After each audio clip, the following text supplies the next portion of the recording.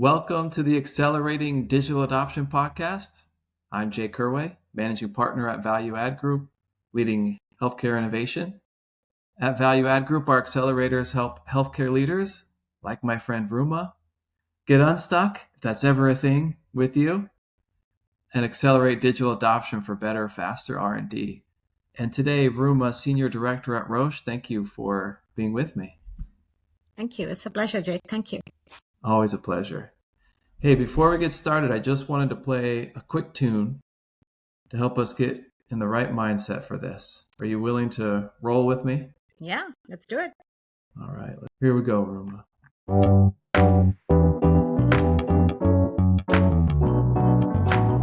Powered by Riverside.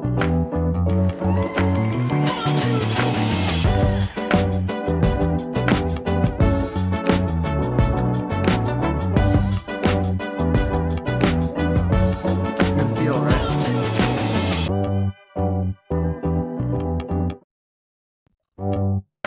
That is it, Ruma. Thank you. How's it feeling today? How's everything? Good. Things are good. Good. It's always fun with you. You know, one of the things I remember from our time together, and I didn't prep you at all for this, I didn't even, but one thing I love is your, I would say, independent, untraditional approach to parenting. Yes. There is nothing that we can leave this world with that will have as much impact as our own children and our own posterity. It's a gift that will continue throughout the ages. So tell me, where does your parenting philosophy come from? Or maybe share a part of it that you're most proud of that you're willing to share with me. Sure. I think parenting philosophy, I think it comes from my parents, They really believed in me. They instilled that I could do anything, and they were always there to support me. And if I failed, it was okay, but I had to give it a try. And so I do something very similar with my kids. I said, well, you have to at least try it. And they know that, they have to just give it their best. So I only ask them for one thing is whatever they're doing, just do your best. Mediocrity is a big word, but it's something that I think it carries through everything in your life, whether you're you're doing it when you play the piano, or are you doing turning in a work, whatever you do. So I always ask them, is this something you really want to do? And if it is, then are you committed to it? And it's okay if you change your mind, but while you're in it, you have to try your best. And so that's really where I think I get my philosophy was just unending support for your kids in whatever they do. Now, the word support can be different for different people. Mm-hmm. I've heard stories from you as we've been on one of our hikes that you have left your kids with a great deal of responsibility in their initiatives. They go out into the world or they're trying something. You do support them, but you're never doing the work for them. Yeah. I've been impressed where you draw the line versus many of us other parents will draw the line much later, where you say, no, child, it's on you. You make it happen. Yeah. They know that you are a fallback, worst case scenario, but I also feel like you put a lot of trust and expectation into their individual responsibility. Yeah, and I think you can translate that to anything you can do, right? Whether it's working with a team or, and with your children, I think that trust builds confidence. That, I like yesterday, my husband was traveling. I had to go to campus. I left my kids at home by themselves. And I gave them some guardrails, like short of burning down the house, you can do anything. And they did. They actually, like my son, when he came back from basketball, they gave him a snack and they took care of him. And they actually did a better job than I would, right? Because I really trusted them to say, I know you are going to be okay. And if you ever need it, here are the 5 people you're going to call first. You're going to call me first, but I also set up a safety net around them. So in case anything was to happen, right? And so, but that now they're much more confident to sort of say, hey, you know what, I got this. I'm going to take care of this, right? And so that doesn't come in one day, but it builds up. And I personally, I have had that in my personal as well as my professional career. And I feel like translating that to my children to give them like, okay, try it. And what's the worst that'll happen, right? I mean, in this case, something really bad could have, but then I set up like nothing bad could have happened if because I was going to have people come over if they needed it, if I couldn't be here. But it was really important for me to do that because now they're like, okay, I am much more confident in doing it. And I think you can translate that to your team. You can translate that to people who work with you, that you have to give people space to like give them enough instructions to get started, but give them space to do their own thing, knowing fully well that you're always going to be there. Like this is not something that I'm leaving you, like in the deep end of the swimming pool. There will always be a lifeguard right there. But you have to, the only way to swim is by jumping in the pool, right? Well The said. only way to learn swimming is by jumping in the water. And if you don't do that, so we just have to try things. We just have to learn by doing and making mistakes. And those mistakes will always teach us to like, I'm never going to do that again. Right. But unless you have somewhere made those mistakes, you will probably not learn. So, Speaking of jumping in the deep end, yeah. was it not the Friday or Saturday before you flew out to Moab, Utah, that you found out you were joining our accelerator? Yeah. Friday around 3 p.m., my manager, Nicole, asked me if I was able to travel next week. And I said, yes, I have deep trust in her. So that was one thing. But also I'm like, I had to just do one check. Is the other parent going to be at home? And I'm like, yeah, I didn't even know what I was getting into, but I was willing to try something because A, it came from the person I deeply trust. And also B, I'm always open to learning, right? If I have shut that door in my life, then it's done, right? So I did not know what I was coming into, but yeah, it was Friday and within, I think on Monday morning, I was on a flight with very little information. I won't say that I wasn't scared, but I was like, okay, I don't know what I'm going to, but I think it'll be okay. Right. But yeah, it was definitely something that I jumped in. And I don't know if I would have done anything different in hindsight. What did you get out of the experience? How is your life different because you said yes? Oh my God. Yeah. I think I've shared this before. Like, I do think it was one of those transformative experiences for me. I learned a lot about myself. I learned a lot about people around me, how they can help a person, grow. Right.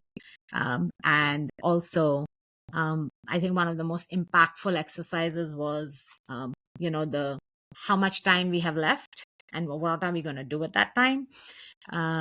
It's really it helped me develop more trust and belief in myself, and also it helped me center around what I want to do. So sometimes you go through phases where like things are not working out, and so you have to kind of find that North Star. And it helped me ground in that, to say, hey, is this work going to help me get closer to that? If not, then let's not worry about it, because we do so much in our day that doesn't take us closer to it. So I came out of it inspired, motivated, and almost renewed, in a way that I had not expected. And how is it translated into your work? I heard you being able to say no to things, which is hugely valuable to keep priorities and cross the Absolutely. finish line. How have things been better, faster for you since you've been able to come in renewed and focused? So, our cohort was the digital acceleration, and there were a couple of projects which we had, which kind of fit into that, right? And it was sitting on the shelf because I didn't have the time in the day to say, hey, I'm going to work on this, or I'm going to push this forward. And what I did was I actually set up time with the head of our group, Rona O'Leary, who leads R&D Excellence. And I made an effort to share these with her, right? In her busy schedule, she made time to meet with me. And I also prioritized it to say, hey, I'm going to find that time with her and share. And even though these ideas may take some time, but something that was, is not easy, something that is more, future, and it doesn't impact what I do today, I prioritized it to go and have this discussion with Rona and shared it with her. And she said, here's what you do next. So both of these are in motion. I actually took action on them, something that I felt really passionate about, something I truly believed in, and had not prioritized, right? And so the 5 days gave me that inspiration to say, hey, that's really important for me. And I'm going to not leave it. I'm going to find time in my day to go find out how to move this forward, right? And I think we talked at the beginning, make some good trouble. Challenging that why will it take this long? And why can't we do this, right? Asking people those questions, which we typically may not ask in our day to day because, we consider that to be maybe not appropriate. But I think sometimes it is okay to sort of ask in the most respectful way the status quo. Like, yeah, this is how we do it, but why? Why cannot we do something different? Why can't we make this faster? Why can't we do it differently? So In your life journey, Mhm. you've had your back up against the wall a handful of times. Yeah. And you've been able to, and it was all on you and your husband at times, but even leading up to that, before he came and joined you, there were times where it was all on Ruma. Either you were going to make it happen or it wasn't going to happen. Yeah. I think those experiences have given you a backbone to create that good trouble. Yeah. Tell me more about what those experiences, maybe if you could even share some that stand out for you and what they taught you to make you this kind of leader that you are.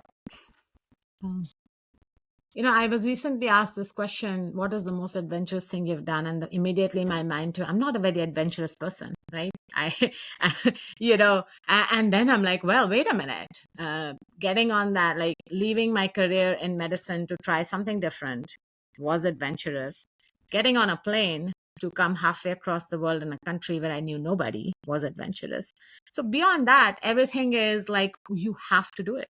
Like there is no option but to try, because unless you have tried it, you would not know how it's going to work out. So, again, sometimes not having an option is actually a good thing, right?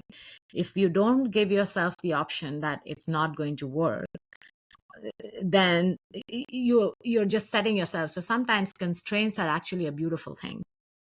Constraints really allow you to think out of the box, because it is a fight or flight, right? It's like you have to fight, and not in the in a proverbial way, to say, I have to find a way out of this. One of my favorite movies is Martian. And the last scene of that, he says, I hope everybody is familiar with that movie. And he says, well, I was, when you are up there, you have problems, and you have problems every day, and you solve one problem, and then you do the next one, and then you do the next one, and then you find a way to get back alive, right? I think life is very similar that way. We sometimes think about the big issue, but there are small pieces of it that you can tackle, right? And so let's not get bogged down by the enormity of the problem. Let's work the problem. And there are several layers to it, right? And each of it requires its own attention, right? When I was at a point where I did not know how I would pay my rent in my, in the dorm I was living, I went and spoke to the manager and said, hey, you know what? I have some financial issues. Is there any way? What can I do? And she said, well, why don't you work as an office assistant? And so if I had not gone and approached her and said, hey, this is a problem I need to solve, right? And so the first thing I did was I went and spoke to her, and she said, why don't you work for me? And I literally, for the next year and a half, I was an office assistant, and I worked, and I'm a physician by training, and I was doing my MPH. Being an office assistant, like, how does that add value? No, but it was a problem that I solved because it needed that. And honestly, it was one of the best experiences because I learned to work with people. I learned to, uh, problem solve for folks. So it was really a great experience. So be open. There will be times when there will be a challenge that you may not have come before. But the way to tackle that is to not back down, but to think about the challenge and see what are the different options and explore that. And then you'd probably land on the other side of it, right? But you have to have that. And sometimes failure is not an option. I didn't have the option of going back. I had to figure it out. So not having an option, I think sometimes is a good thing. Have you ever created that scenario for your teams or for your children, for someone Yeah. where, yeah, I'd be curious. Yes or Yeah. no is fine. I'm just curious if you haven't, could tell me about it. Yeah. Just this week, I told my team, like, I am looking for solutions that don't include these 5 things, right?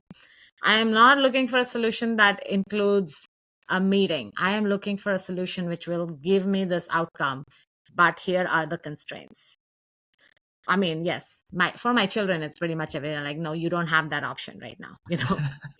That's easy. But yeah, I think in a team, and sometimes, it is important to sort of lay out those boundaries because it does push people to think differently, and because we are so used to going back and, drinking from the same well, right? And I'm like, well, that well is closed. That is not an option for us. What are we going to do new? And to get new creative thinking, sometimes you have to put that challenge on yourself, whether it is real or artificial. I do believe it comes up with a different kind. My husband's an entrepreneur. He has a startup, and let's just say, it's been a great sort of learning experience. And at every point, we like, hey, that option does not exist. What are you going to do to solve this problem?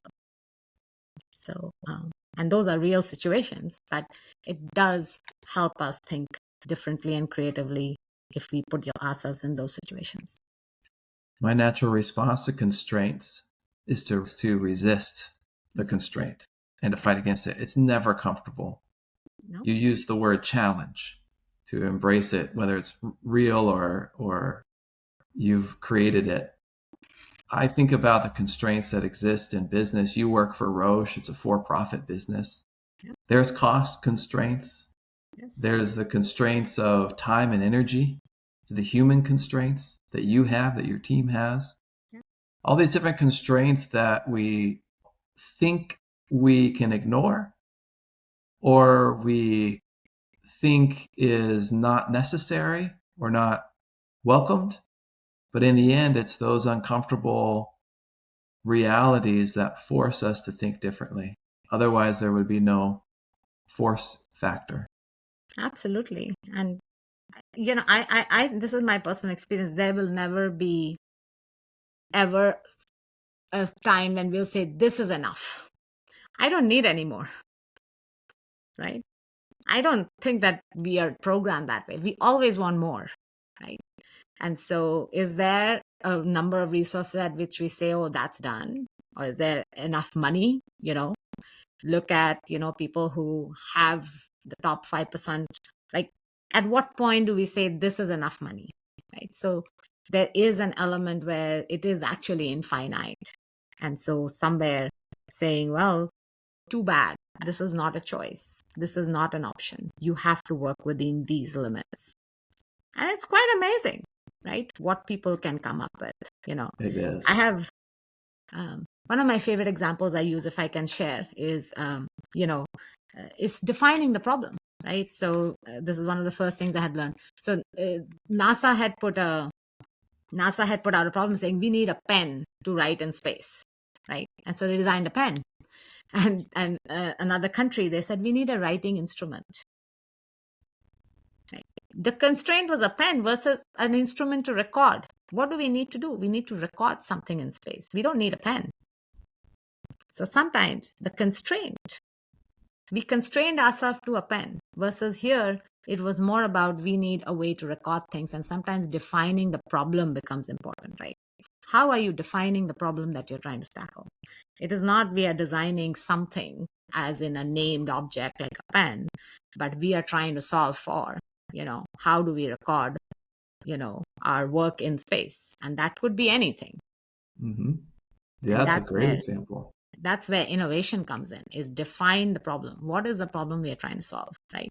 I was trying to solve the problem of no money, right? And so that my problem was not, I need to stay in Deming. My problem was, how do I make sure that I can get the resources to be able to stay here? Defining the problem really is a big, big step, which I think really does help us approach it differently. And what I've heard you say is defining the problem in terms of the outcome. Yes. You said that to your team last week. Here's the outcome I want. That's the problem we're solving for. Yeah. Writing, we need to record something. It's the outcome. Yes. I'm not interested in solving the specific means, especially what we've done traditionally. Yeah. Define the problem in terms of the outcome allows for innovation. That's it.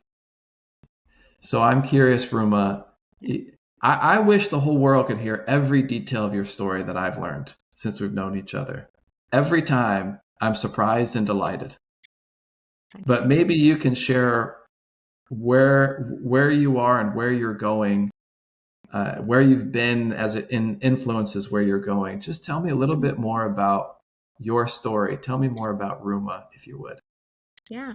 Ruma is a healthcare professional who started her career in clinical care and found her way to making a bigger impact in healthcare through her work in clinical research, and now focuses on something which is her passion, and her roots is addressing the disparities of care